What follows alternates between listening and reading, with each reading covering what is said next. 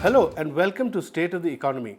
Today we have with us Dr. C. Rangarajan, Chairman of Prime Minister's Economic Advisory Council, to discuss with us his latest report, State of the Economy for 2013-14. Essentially, he gives us the outlook for the economy over the next 6-7 months as it will pan out. Welcome to our show, sir. Thank you.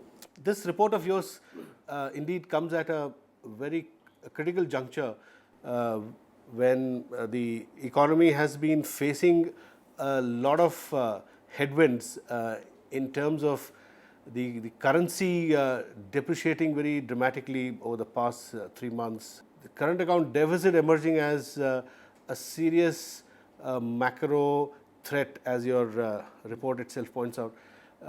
However, in the last 10 days or so, 15 days or so, things seem to have improved a lot. So where do you see the economy headed? You have projected GDP at 5.3%, and interestingly, you are saying that economy could be on the mend if some decisions already taken in the last maybe 2 months, if they fructify. For instance, you've said investments worth over 2,80,000 crore which have been cleared.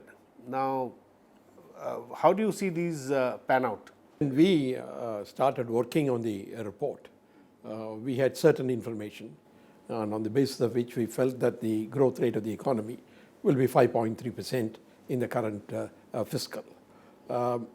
The 2 or 3 major building blocks in this report are: one, the agriculture will show a distinct improvement because the monsoon has been very good.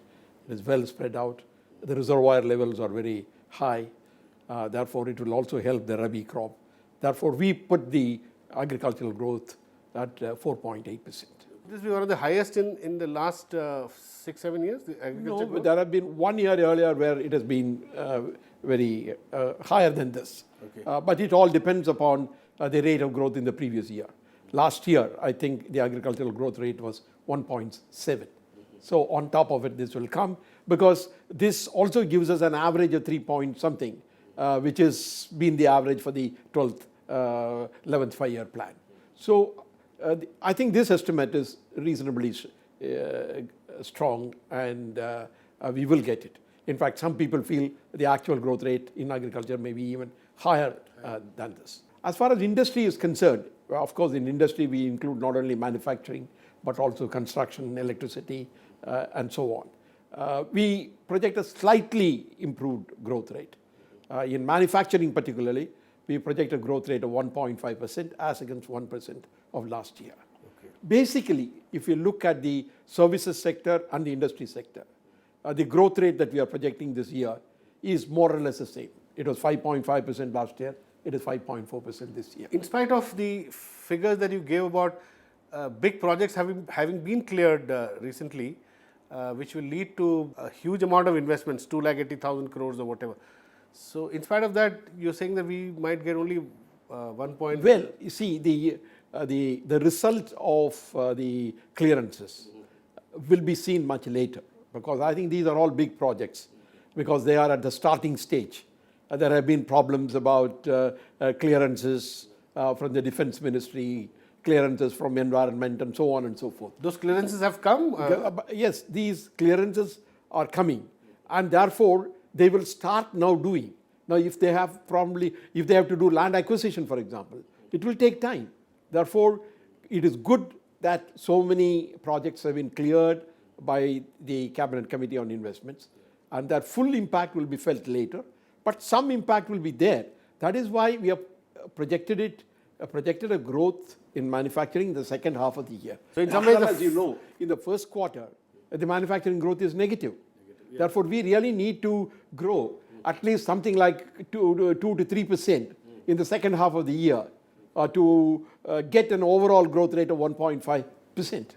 So in a way, what you're saying is that the full impact of all the projects being cleared now will actually come after new government is in place in 2014, in some sense. Right? Well, let me say this. There are some actions that have been taken by the government whose impact can be felt in the next 6 months also. For example, decisions taken on foreign direct investment, relaxations relating to that. All that can fructify very quickly, and you can see action on that front. But some of the projects which are very long maturing will take their own time. But I think the most important thing will be, as we shall discuss later on, if time permits, the change in the investment sentiment that will happen. Because once investment starts moving, then it has its own momentum. Yeah. Will this change in the sentiment on the rupee, which has happened in the last just 15 days, about maybe 3 weeks ago, the market was saying that maybe the rupee could go to 70, maybe 70 plus, but that has not fructified, that big bogey or the scare scenario. And on the contrary, things are actually moving the other way. Will that also help in investment sentiment? Will the investors be confident of now coming into the market? I think the investors who have a large import content in their projects will certainly be very uneasy if the rupee had deteriorated to the level that you had mentioned. Therefore, there is some reassurance that it will not go that far. Therefore, in some sense, if you look at it in terms of the real effective exchange rate, at 62, 63 rupees to a dollar, it is well corrected. It is well corrected for the inflation differential. Therefore, the impact of this will also be partly on sentiment, partly on the cost of the projects themselves. Okay. We'll take a small break here. Please don't go away and stay with us. As these capital flows pick up, I believe that the value of the rupee will even further strengthen.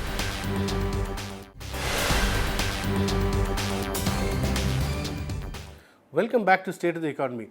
We are having a conversation with Dr. C. Rangarajan, Chairman of Prime Minister's Economic Advisory Council, on the latest report on the outlook for the economy that he's come up with. So you were talking about the rupee's exchange rate as an indicator of stability in investment sentiment also. And in that context, you said perhaps the rupee is now at a level where there should be greater confidence for investors. So how do you determine this? Now, are you then saying that foreign investors and domestic investors will now see rupee stabilizing at this level and therefore start bringing in the investments? Well, there is one impact of the value of the rupee on the investors' intentions. Because if the currency is depreciating, then they require larger and larger returns in domestic rupee terms in order to get back the same quantum of dollar that they have in mind. Therefore, indirectly, the value of the rupee or the value of the dollar in terms of the rupee has implications for investment decisions also. Therefore, whether it be portfolio investment or foreign direct investment, stability in the value of the currency is an important factor. But let me say, finally, the value of the rupee is determined by 2 or 3 factors. First, the level of current account deficit, the extent of capital flows, and third, the level of inflation in the country in relation to the level of inflation in other countries. Last year, we had a very high level of current account deficit, but it did not create the same ripples as it is created in the current year, because the capital flows were adequate to cover the current account deficit and in fact add $3 billion to the reserves. Yeah. This year, the capital flows have slackened, particularly portfolio flows. Yeah. Therefore, as these capital flows pick up, I believe that the value of the rupee will even further strengthen. Are you saying that the capital flows will pick up in due course in spite of the US Federal Reserve having said that there may be some tapering of their liquidity which they pumped in since 2008? I think the market has already digested it. Because why? You mean the first scare factor is now gone? Because otherwise, why should anything happen at all? Why would they withdraw the capital flows, the portfolio flows, and similar things? Because they felt that the tapering will come, and therefore we need the resources. So the impact is already there. In fact, I don't see any additional impact. So, sir, therefore you subscribe to the view that many respected analysts on Wall Street are also saying today that the initial scare was overdone on all the EMs, emerging markets. Do you subscribe to that I view? think so. I mean, I think it was a overreaction to the statement. And what you are now seeing partly is a correction of that. Of their overreaction. Yeah, of the overreaction. And therefore, money is coming in. I mean, in fact, in the case of portfolio flows, in the month of September, so far, it has been positive. So in the previous 3 months, it has been negative. Some months, big negative. April and May were positive. Then for 3 or 4 months, it was negative. And the month of September, once again, you have positive flows. Portfolio flows. Portfolio flows. Okay. And the finance minister has clearly laid down the roadmap for CAD, and he has assured investors that CAD will not cross $71 billion is what his projection is, and he also said that he won't cross the red line on fiscal deficit. Now, these two factors together, do you think will help in normalizing capital flows and will also help in, say, reassuring foreign rating agencies who have been making some noises about an India downgrade? Well, the current account deficit could even be lower than $70 billion because we have not built into this calculation any substantial increase in exports. But as the numbers for July and August seem to indicate, the exports are growing. Exports are growing in double digits. So therefore, if this trend is continued, there is a possibility that the current account deficit. And there's some reports that it could even move to higher double digit. There's some report. So it could go below $70 billion.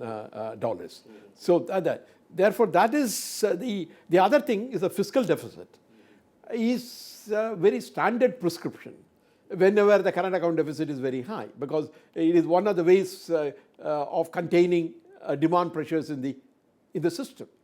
When the fiscal deficit is very high, then automatically it generates demand, and when it is curtailed, then it compresses demand, and therefore it has an effect upon the current account deficit. But I believe the importance of containing the fiscal deficit arises not only from the external point of view, but also from the domestic point of view. Yeah, sure. And what do you think is now needed if you think that this current account deficit and the currency and the external sector stabilizes going forward? What do you think really needs to be done to give that extra push to growth, which you have spoken about in your report? What can be done now? No. Because so far there was a scare of CAD, therefore even the RBI had taken its eyes off growth, and even the government was focused on how to deal with this current account deficit problem, it's short-term problem. But now it seems with various measures and with virtual stopping of gold imports, the CAD problem seems to have been addressed. See, I think so how do you now address growth? How do you go back to growth? No, the CAD will come under control, and but it is very important that we move towards a situation in which the current account deficit is no more than 2.5% of GDP. Sure. I think as a medium-term objective. Or less than 3% in any case. Right. I think because so long as the current account deficit is in excess of 3%, the problem of financing it is going to arise from time to time. I mean, one day it is this, another day it is. So how do you shift focus back to growth now? Therefore, I think in some sense, if our exports pick up, that will also improve domestic production of manufacturing. Okay. After all, that is the way China grew. That's the way China grew, yeah, sure. So if the exports really pick up, it will act as a stimulus for domestic production. But let me say also that in the current period is a point that I have made before, and it is also made here. In the current year, we should focus very clearly on 3 or 4 infrastructure sectors which lie in the public domain, which is coal, power, roads, and railways. Again mentioned in the report, yeah. Yes, I think if we really move strongly in achieving the production targets as well as the capacity creation targets, I think it will act as a stimulus to private economic activity. It will act as a catalyst. We'll take a small break here. Please don't go away and stay with us. Everything depends upon the stability returning to the foreign exchange market. We are seeing it. Once that stability is clearly seen and noted, then I think the scope for RBI to move in terms of stimulating growth will expand.